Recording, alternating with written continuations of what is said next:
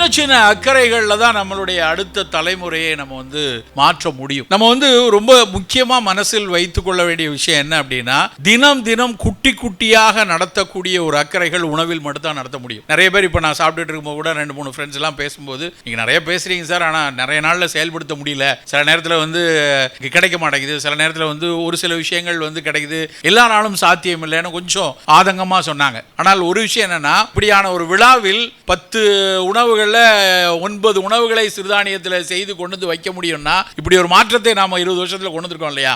இதே மாதிரி நம்ம தொடர்ச்சியான முயற்சிகள்ல இது மாதிரி சாத்தியங்கள் கண்டிப்பா உண்டு, நம் வீட்டிலும் உண்டு. ஒரு காலத்துல கம்பு, வரகு, சாமை அப்படின்னா ஆமா அப்படிலாம் கேள்விப்படுறோம், எங்க பாட்டி வீட்டில் செய்வாங்க, எங்க அப்பா செய்வாங்க அப்படின்னு சொல்லிட்டு இருந்த நம்ம இன்னைக்கு நம்ம வீட்டில் கண்டிப்பா வீட்டில் கம்பு, வரகு, சோளம்லாம் அட்லீஸ்ட் வாரத்துக்கு 2 நாளாவது செய்யக்கூடிய தன்மை வந்திருக்கிறது. நண்பர்களே, நாம் ஒவ்வொரு நாளும் நம் உணவின் மீதான ஒரு சிறு அக்கறையை விதைத்தாக வேண்டிய கட்டாயத்தில் இருக்கிறோம். இது வந்து ஒரு சாய்ஸ் இல்லை, இது மேண்டேட். நம்ம சாப்பிடக்கூடிய ஒரு பானமும் போய் நம்ம உட்கார்ந்தோடனே நம்மகிட்ட கேட்டாங்க, தேநீர் வேணுமா, இளநீர் வேணுமா அப்படின்னு ஒரு சாய்ஸ் கேட்குறாங்க இல்லையா? இந்த சாய்ஸ் வந்து நம்ம மனசுல எப்பவுமே இருந்துட்டு இருக்கணும். எனக்கு தேநீர் வேணும், ஆனா எனக்கு பால் சேர்த்து வேண்டாம், எனக்கு கடுங்காப்பியா கொடுங்க, இல்ல பச்சை தேநீரா கொடுங்க, எனக்கு கொஞ்சம் தாகம் அதிகமா இருக்கு, நான் இளநீரா குடித்துக் கொள்கிறேன். இப்படியான தேர்வு நம்ம இங்க மேடையில் இருக்கும்போது கிடைக்கிற மாதிரி வீட்டில் நாம் சாப்பிடக்கூடிய ஒரு உணவிலும் ஒரு சின்ன அக்கறை இருக்கணும். நம் உணவு வெறும் உணவாக இல்லாமல் ஒரு ஃபங்க்ஷனல் ஃபுட்டா, எல்லா உணவுக்கு பின்னாடி ஏதாவது ஒரு மருத்துவ பயன் நமக்கு கிடைக்கக்கூடிய உணவாக தேர்ந்தெடுக்கணும். அது ஒரு காலை பானம்ங்கிறது ஒரு ஃபங்க்ஷனல் பிவரேஜா இருக்கலாம். வெறுமன உற்சாகம் இருக்கணும், டயர்டு போகணும், கண்டிப்பா டயர்டா இருக்கக்கூடாது, உற்சாகமா இருக்கணும், அது அடிப்படை. ஆனால் அதை கூடுதலா கொடுக்கக்கூடிய பானம் எதுவா இருக்கும் அப்படிங்கிற யோசனை இருக்கணும். நம்ம வந்து தனி தேநீரா எடுத்தோம் அப்படின்னா, இப்ப சாதாரணமா தேநீர்னு பரிமாற இடத்துல எடுக்கும்போது அது வந்து தேநீர் கிடையாது. நான் அடிக்கடி சொல்வது போல அது ஒரு தேயிலை பால் பாயசம். அந்த தேயிலை பால் பாயசத்தை நான் காலையிலையும் ராத்திரியும் குடிப்பேன் அப்படின்னு நம்ம இனிமேல் இருக்க வேண்டாம். அப்படிதான் நம்மளும் குடிச்சோம், நானும் காலேஜில் அப்படி குடிச்சிருக்கேன், அப்படிதான் குடிச்சோம். ஆனால் தெரிந்தப்புறம் மாத்திக்கணும். வேணாம், டீ நல்லதுதான், ஆனா டீ லீவுடைய அந்த டிகாக்ஷன் கொடுக்கக்கூடிய பயனை பால் சற்று குறைத்திருத, அப்ப பால் இல்லாத டீ குடிப்போமே, அதுல என்னதான் கிடைக்குன்னு பார்ப்போமே, நம்ம யோசிக்கணும். அது மட்டும் இல்லாம எப்பவுமே தேயிலை தான் வேணுமா? இன்னும் எத்தனை இலைகளை நாம போட்டு குடிச்சிருக்கோம். தேயிலை தேநீர் வந்து 250 வருஷம் தான் ஆச்சு. அந்த 250 வருஷத்துக்கு முன்னாடி ஏதோ ஒரு பானம் குடித்து கொண்டு தானே இருந்தோம். என்ன குடித்தோம் என்று யோசிச்சு பார்த்தா, ஒரு காலத்துல அவங்க வந்து முசுமுசுக்கையும் கரிசலாங்கண்ணியும் வச்சு குடிச்சதாக சித்த மருத்துவாங்க சுருக்கம் என்கிற நூல் சொல்லுது. வெறும் முசுமுசுக்க கீரை, கரிசலாங்கண்ணி கீரை, அதை தேடி அவங்க கொல்லிமலைக்கெல்லாம் ஏறி இருக்க மாட்டாங்க. அவங்க கொல்லையில் இருந்திருக்கும், அவங்க ஓரத்தில் வீட்டில் விளைஞ்சிருக்கும், அது ஒரு பயனாக இருக்குங்கிறத எடுத்து போட்டு அவங்க வந்து கஷாயமாக குடித்திருப்பார்கள். எது நம்ம பயன்படுத்துகிறோமோ அதெல்லாம் நம்ம அருகாமையில் இருந்து பயனளித்த விஷயமாக நம் பெரியோர்கள் பதிஞ்சு வைத்த விஷயம் தான் நம்ம காலகாலமாக தொடர்ந்து வந்திருக்கு. எல்லாரும் வந்து எங்கேயோ ஒரு மலையில் கிடைக்கக்கூடிய ஒரு புது மூலிகை ஒன்று எடுத்து வந்து காலையில் பானமாக குடித்திருக்க வாய்ப்பு இல்லை, அருகாமையில் தான் எடுத்திருப்பாங்க. அப்படி நம் காலை பானம்ங்கிறது நமக்கு அருகாமையில் கிடைக்கக்கூடிய, அது ஒரு கரிசலாங்கண்ணி தேநீராக இருக்கலாம், இல்லைன்னா நெல்லிக்காய் தேநீராக இருக்கலாம். நெல்லிக்காய் டீ குடிச்சு பாருங்களேன், எவ்வளவு சுவை இருக்குங்கிறது அது குடித்தால் மட்டும்தான் உணர முடியும். வெறும் நெல்லி பொடி, நெல்லிக்காயை விதையை நீக்கிவிட்டு அந்த நெல்லி வற்றலை பொடி செய்து வைத்து நாட்டு மருந்து கடைகள் எல்லாம் இன்னைக்கு எல்லா இடத்துலையும் கிடைக்குது. அந்த நெல்லி பொடியில் ஒரு 1/2 ஸ்பூன் போட்டு காப்பி டிகாஷன் மாதிரியே அந்த டிகாஷன் இறக்கி அதில் துளி ஒரு 4 சொட்டு தேன் விட்டு குடித்து பாருங்கள். அது கொடுக்கக்கூடிய சுவை வேற எதுவும் கொடுக்காது. அவ்வளவு சிறப்பாக இருக்கும், அவ்வளவு ஊக்கத்தை கொடுக்கும். அதில் கிடைக்க நெல்லிக்காயில் மட்டும்தான் அது உலர்ந்ததுக்கு அப்புறமும் விட்டமின் சி வந்து ப்ரிசர்வ்டாக இருக்கும். நிறைய தாவரங்களில் உலர்ந்தாச்சுன்னா அதில் விட்டமின் சி தானே போயிடும். ஆனால் நெல்லிக்காயில் இருக்கக்கூடிய விட்டமின் சி உலர்ந்ததுக்கு அப்புறம் ஓரளவு பாதுகாக்கப்பட்டு இருக்குதுன்னு ஆய்ந்து சொல்கிறாங்க. ஸோ இப்போ காலை தேநீர்ங்கிறது ஒரு ஆவாரை கஷாயமாக இருக்கலாம், ஒரு நெல்லிக்காய் தேநீராக இருக்கலாம், ஒரு பிளாக் டீயாக இருக்கலாம், இல்லை வெயில் வந்துருச்சா நல்ல நீராகாரமாக எடுத்துக்கொள்ளலாம். அப்போ காலையில் உற்சாகம் கிடைக்கிறது, கூடவே ஒரு கூடுதல் உடல் நலத்திற்கான சில சத்துக்களும் சேர்ந்து கிடைக்குது. இப்போ அந்த காலையில் குடிக்கக்கூடிய அந்த ஒரு நீராகாரம் எடுத்துட்டோம்னா அது வெறுமன முந்தின நாள் சாதத்தில் தண்ணி ஊற்றி வச்சு கரைச்சி அப்படியே குடிக்கிறோம், அதில் ஸ்டார்ச் இருக்கு அப்படின்னு நினைக்கிறாங்க. அது கிடையாது. அது ஒரு நாள் தண்ணி ஊற வச்சு மறுநாள் அதை பிழிந்து குடிக்கும் போது அதில் ஏகப்பட்ட ப்ரோபயோட்டிக் இருக்கு, லாக்டோபாசிலஸ் எக்கச்சக்கம் இருக்கு. அந்த லாக்டோபாசிலஸ் வந்து நம்ம குடலுக்குள் நமக்காக உள்ள உட்காந்து, எப்படி மண்ணுக்கு உள்ள நமக்கு கண்ணுக்கு தெரியாத நுண்ணுயிரிகள் நமக்காக உழைத்து கொண்டிருக்கிறவோ அதே மாதிரி நம் குடலுக்குள்ள ஏகப்பட்ட நுண்ணுயிர்கள் நமக்காக வேலை செய்து கொண்டிருக்கின்றன. கட் பிரெயின் ஆக்சிஸ்ன்னு கண்டுபிடிக்கிறான். உன் குடல் நல்லா இருந்தால் தான் மூளை நல்லா இருக்கும் அப்படிங்கிறான். இது எத்தனை காலம் நம் பெரியவர்கள் சொல்லியிருப்பாங்க. மலம் நல்லா கழியணும், வயிறு வாய்வு இருக்கக்கூடாது, சீரணம் சரியா இருந்தா நீ நல்லா இருப்ப. இது அந்த காலத்தில் உள்ள சாதாரண சாதாரணமாக சொல்லக்கூடிய விஷயம். இன்னைக்கு அதை ஆங்கில வார்த்தைகளில் if you have probiotic, your probiotic dose நல்லா இருந்ததுன்னா உன் கட் பிரெயின் ஆக்சஸ் நல்லா இருக்கும், கட் பிரெயின் ஆக்சஸ் நல்லா இருந்ததுன்னா உன்னுடைய பிரசன்ஸ் ஆஃப் மைண்ட் நல்லா இருக்கும், உன் மெட்டபாலிசம் நல்லா இருக்கும். எவ்வளவு ஆய்வுகள். ஒரு நான் 3 மாதத்துக்கு முன்னாடி அமெரிக்காவில் பாஸ்டன் நகரத்துக்கு போயிருக்கேன். அங்கே மெசச்சூட்ஸில் இருக்கக்கூடிய மருத்துவத்துறையினுடைய மாபெரும் ஆய்வுகள்லாம் நடக்கிற இடத்துல ஒரு தமிழ் பேராசிரியர் 2 பேர், அவங்க கணவன் மனைவி 2 பேர் இங்கேருந்து படித்து போனவங்க. அங்கே மிகப்பெரிய ஆய்வு அறிஞர்களாக இருக்காங்க. என்ன ஆய்வு பண்ணி கொண்டிருக்கிறார்கள் அப்படின்னா, சார் உங்கள் சப்ஜெக்ட் தான் பண்ணிகிட்டு இருக்கேன். அவ்வளோ ஆனந்தமாக என்கிட்ட பேசிகிட்டு இருந்தார். சார் என்னென்ன உணவுலெல்லாம் எப்படியான ப்ரோபயாட்டிக் இருக்குது, ஆப்பத்தில் எப்படி ப்ரோபயாட்டிக் இருக்குது, பழஞ்சோறில் என்ன ப்ரோபயாட்டிக் இருக்குது, தோசை மாவில் என்ன ப்ரோபயாட்டிக் வருது, புளிக்கிற வைக்கக்கூடிய எல்லாத்துலேயும் கல்லில், தென்னங்கல்லில், பனங்கல்லில் எல்லாத்துலேயும் என்ன ப்ரோபயாட்டிக் இருக்குதுன்னு ஆராய்ச்சி செய்து கொண்டிருக்கிறார். அவர் சொல்கிறாரு, நான் கேட்குறேன் சார் ஆய்வு முடிவுலாம் இருக்கட்டும், நல்லது தானே அப்படின்னு நான் என்னை வலியுறுத்திக்கிறதுக்காக நான் கேட்குறேன். அவர் சொல்கிறாரு, எந்த லேப்லேயும் இப்படி செய்ய முடியாது சார், அவ்வளவு நேச்சர் அபண்டன்ட் ஆஃப் ஹெல்த்துக்கு கொடுக்குது, சாப்பிடணும், நீங்கள் போய் பேசுங்க சாப்பிட்றதுக்கு, அதை பற்றி நான் அதை ஆய்வு செய்து கொண்டிருக்கிறேன் என்று சொன்னார். அந்த அளவுக்கு மிகச்சிறந்த விஷயங்கள் நம்முடைய உணவுகளில் கொட்டி கிடக்கு. அவற்றை நாம் அப்படியே கால ஓட்டத்தில் வேகமாக ஓடிக்கொண்டிருக்கிறோம். இன்னொரு நண்பர்கிட்ட வரும்போது பேசி கொண்டிருந்தேன். இப்போ நம்ம சாப்பிட்டோம் சார் காலையில், இந்த இடத்துல ஒரு சோள உப்புமா, ஒரு ராகி இட்லி, கொஞ்சம் தேங்காய் சட்னி, அதுக்கப்புறம் இப்படி ஒரு உணவாக எடுத்தோம். இந்த 10 உணவு இருக்குதுன்னு வச்சுக்கோங்களேன், 8 உணவு எடுத்தோம். இந்த 8 உணவை அப்படியே நவீன அறிவியல் கண்ணோடு அதை பார்ப்போம். பார்த்தீங்கன்னா எவ்வளவு மைக்ரோ நியூட்ரியன்ட் இருக்கும், அதில் எத்தனை சின்ன கனிமங்கள், இரும்புச்சத்திலிருந்து கால்சியம் சத்திலிருந்து குட்டி குட்டி கனிமங்கள், அப்புறம் அந்த ராகியில் இருக்கக்கூடிய கருஞ்செம்மை நிறத்தில் இருக்கக்கூடிய ஃபீனாலிக் காம்பவுண்டு, இவ்வளவு கூட்டு தொகுப்பு மிக குறைந்த அளவில் கணக்கு போட்டாலும் ஒரு 150 நியூட்ரியன்ட் அதில் இருக்கும். ஒரு பிரெட்டு ஜாம்லேயும், இல்லை ஒரு பிரெட்டு பட்டர்லேயும், இல்லை ஒரு பீஸாலையும், ஒரு பர்கர்லேயும், இல்லை டோனட்லேயோ, இல்லைன்னா குரோசியாண்ட்லேயோ இவ்வளோ இருக்குமா? யோசிச்சு பார்ப்போம். அப்போ மிக குட்டியாக பரிமாறப்படக்கூடிய இந்த விஷயங்கள், அதுக்காக இதெல்லாம் சாப்பிட்டோன்னே எல்லா விட்டமினும் சர்றன்னு ஏறியும் நான் சொல்லலை. பட் தினம் அதை எடுக்கும்போது, இந்த மாதிரி உணவுகளை எடுக்கும்போது அது குட்டியான ஒரு அக்கறைகளை நம்ம கொடுத்துட்டு இருக்கோம். எப்போவுமே ஒரு விஷயம் நல்லா புரிந்து கொள்ள வேண்டியது என்னன்னா, நம் உடலில் இருக்கக்கூடிய நோய்களை நம் உடல் தான் அதை சரி பண்ணுது. டாக்டர் கொடுக்குற மருந்து, டாக்டர் நோய் கணிக்கிறாரு, அதுக்கு உதவி செய்யக்கூடிய சில கூறுகளை கொடுக்குறாங்க. But healing finally happens with the bodies own intellect. நம்ம மைட்டோகாண்ட்ரியால பதிவு செய்யப்பட்டிருக்கிற அந்த குணப்படுத்தக்கூடிய ஆற்றலும், செல்லில் இருக்கக்கூடிய அந்த பயாலஜியில் பல ஆயிரம் ஆண்டுகளாக காப்பாற்றப்பட்ட அந்த அறிவியல் அதுக்குள்ள இருக்கு. அதுதான் குணப்படுத்துறது. அதுக்குரிய அதை ஊக்குவிக்கக்கூடிய, அதுக்கு இடையூறா இருக்கக்கூடிய சில விஷயங்களை தடுக்கிறதுக்குள்ள மட்டும்தான் மருந்து.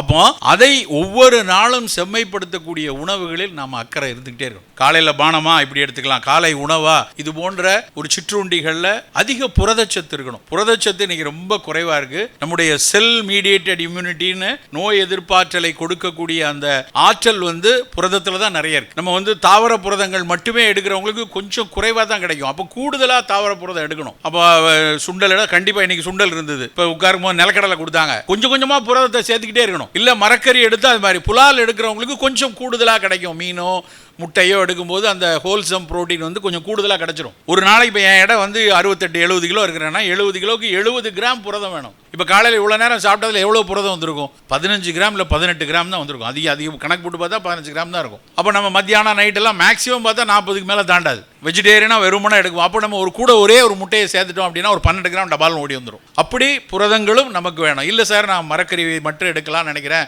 என்னுடைய உளவியல் ரீதியாக நான் புலால் வெறுக்கிறேன் என்றால் ஓகே. அப்போ அதுக்கேற்ற மாதிரியான புரதச்சத்து கூடுதலாக உள்ள உணவை நம் உணவில் எடுத்துக்கொள்ளணும். இது ரொம்ப அடிப்படையான விஷயம். 2வது முக்கியமான விஷயம் உணவில் 6 சுவை அடிப்படையில் எல்லா சுவையும் எல்லா உடலுக்கு மிக மிக முக்கியமானது.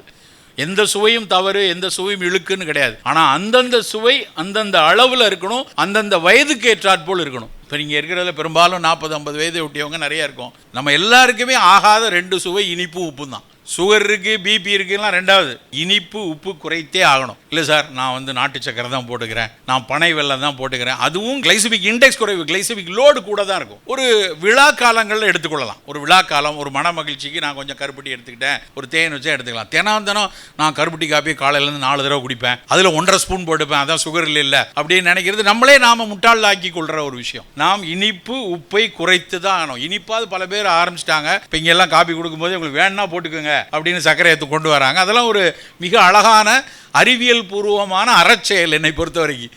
அது ரொம்ப முக்கியம். ஆனால் அதுக்கு அடுத்து ஒரு பாயிண்ட்ல என்னன்னா, உப்பை வந்து நம்ம விட மாட்டேங்கிறோம். உலகத்திலேயே மிக அதிக உப்பு சாப்பிட்ற கூட்டம் நம்ம தமிழ் கூட்டம் தான். உப்பு அப்படி வந்து போட்டு ஏன் நான் சும்மா சொன்னேன்னா, அந்த புள்ளி உரத்தை வைத்தே சொல்றேன். உலக சுகாதார நிறுவனம் சொல்றது ஒரு நாளைக்கு 4 கிராம் உப்பு எடுக்க சொல்றான். ஆனா நம்ம ரொம்ப சாதாரணமாக எந்த வீட்டில் கணக்கு பார்த்தாலும் ஒவ்வொரு வீட்லையும் 8 கிராம் சாப்பிட்றோம். 4 கிராம் சாப்பிட்ற இடத்துல டபுள் மடங்கு உப்பு சாப்பிட்றதுனால தான் இங்கே உள்ள சர்க்கரை நோயாளிகளுக்கு மிக அதிக அளவில் சிறுநீரக செயலிழப்பு வருது. டயபெட்டிக் வெளிநாட்டில் இருக்கிறவங்களை காட்டிலும் நம்ம ஊரில் 15 வருஷம் 20 வருஷம் தாண்டிட்டுனா லைட்டாக ரீனல் டேமேஜ் வர ஆரம்பிச்சிருது. ரொம்ப எச்சரிக்கையாக இருக்க வேண்டிய சூழல் அந்த நேரத்தில் வர ஆரம்பிக்குது. நண்பர்களை, நாம் இனிப்பையும் உப்பையும் குறைக்கணும். சரி, இது ரெண்டையும் குறைக்கணும். எதை கூட்டணும்? கசப்பையும் துவர்ப்பையும் கூட்டணும். கசப்பும் துவர்ப்பும் கூட்டிடுங்க, இனிப்பு உப்பையும் குறைத்துருங்க. புளிப்பு காரத்தை மிதமாக வைத்து, அது மிதமாக இருக்கணும். புளிப்பில் வந்து நம்ம தக்காளினா ஆக்சாலிக் ஆசிடு, புளினா டாட்டாரிக் ஆசிட், குடம்புளினா ஹைட்ராக்சி சிட்ரிக் ஆசிட், எலுமிச்சம்பழம்னா ஒவ்வொன்றும் ஒரு சிட்ரிக் ஆசிட், இப்படி ஒரு அமிலங்கள் ஒவ்வொன்றுக்கும் ஒரு நல்ல குணம் இருக்கு. ஆனால் அளவாக எடுத்துக்கொள்ளணும். காரம் என்றால் முடிந்த வரைக்கும் மிளகு. காரம் வந்து காலகாலமாக நம்ம பல ஆயிரம் ஆண்டுகளாக மிளகை தான் பயன்படுத்திட்டு வந்தோம். மிளகு போல பச்சை கலரில் ஒரு காய் வந்துச்சு, சில்லி நாட்டிலேருந்து வந்துச்சு. மிளகு போல இருக்குங்கிறதுனால தான் அதுக்கு மிளகாய் அப்படின்னு பேரே வச்சான். மிளகு போல, மிளகாய்னா மிளகு போலன்னு அர்த்தம். ஆனால் அது என்னைக்கு வந்துச்சோ மிளகை ரீப்ளேஸ் பண்ணிருச்சு. சுத்தமாக ரீப்ளேஸ் பண்ணி நம்ம வந்து வெறும் மிளகாவத்திலையும் எடுக்கிறோம். மிளகாவத்தில் மேலே நாம் காட்டுற பற்று இருக்கு இல்லையா, அது பயங்கர கோபமாக ஒரு சமயத்தில் வெள்ளரிக்காயில் மிளகாவத்தை பொடியை போட்டு சாப்பிட்றாங்க. அதுக்கப்புறம் கொய்யாப்பழத்துக்கு மேலே வெள்ளரிக்காய் அது மிளகாவத்தை பொடி, எதுலனாலும் மிளகாவத்தை பொடியை போட்டு, அது பெரிய அயோக்கியத்தனம். நிறைய நேரத்தில் காரில் போகும்போது உளுந்தூர்பேட்டெல்லாம் தாண்டும்போது வெளியே அந்த நல்ல இளம் கொய்யாவும் வெள்ளரியும் பார்த்த உடனே வாங்கி சாப்பிடணும்னு தோணும். அவங்க வரும்போதே பெரிய அந்த டைம் பாம் மாதிரி கையில் மிளகாத்த டப்பா வச்சுடுவான். ஏமாந்த பாட்டில் கொஞ்சம் தூர வச்சுட்டு அதை மட்டும் கொடுங்க, கொய்யாவை மட்டும் கொடுங்கன்னா, சார் போட்டுக்குங்க சார் நல்லாயிருக்கும். ஐயோ வேணாம். ஏன்னா மிளகாய் வெற்றலை தூவி சாப்பிடக்கூடிய பழக்கம் நமக்கு ஒருபோதும் இருந்ததில்லை. பல இலக்கிய நூல்கள் படித்து பாரு, எங்கேயாவது மிளகாய் வத்தலை தூவி இருக்காங்களா? அப்படி தூவி சாப்பிட்டதே இல்லை. சுவைக்கு அடிமைப்பட்டு நமக்கு அந்த கார உமிழ்நீரை சுரக்க வைக்கக்கூடிய அந்த கார சுவைக்கு அடிமைப்பட்டு நம்ம இப்படி எல்லாத்துக்கு மேலேயும் மிளகாவத்தில் போட்டு கொண்டிருக்கோம். வேண்டாம். ஏன் அதை சொல்கிறேன் அப்படின்னா, வரும்போது இப்போ கூட ஒரு நண்பர்கிட்ட பேசி கொண்டிருந்தோம். ஒரு மருத்துவர் நண்பர் பேசும்போது சொன்னார், பெரிய அளவில் மிகப்பெரிய அளவில் ஆண்களுக்கு, நிறைய ஆண்கள் இருக்கீங்க, ஆண்களுக்கு கூடி வரக்கூடிய புற்றுநோய்களில் குடல்லையும் இரைப்பையிலையும் வர்ற புற்றுநோய் கூடிக்கொண்டே இருக்குது. எந்த விதத்திலும் தீங்கு ஆன வாழ்வியல் இல்லாத, புகை பிடிக்காத, மது அருந்தாத, மிகச்சிறந்த உடல் பயிற்சி பண்ணக்கூடிய ஒரு நண்பர்களில் ஒரு சிலருக்கு வந்தப்போ வேதனையாக இருந்துச்சு. எதனால் அப்படி வந்துச்சு, ஏன் புரியவே இல்லை. ஆனால் திடீர்னு 6 சென்டிமீட்டரில் ரொம்ப எதுக்கழிச்சிக்கிட்டே இருக்குது சார்னு சொல்லிட்டு இருந்தார்.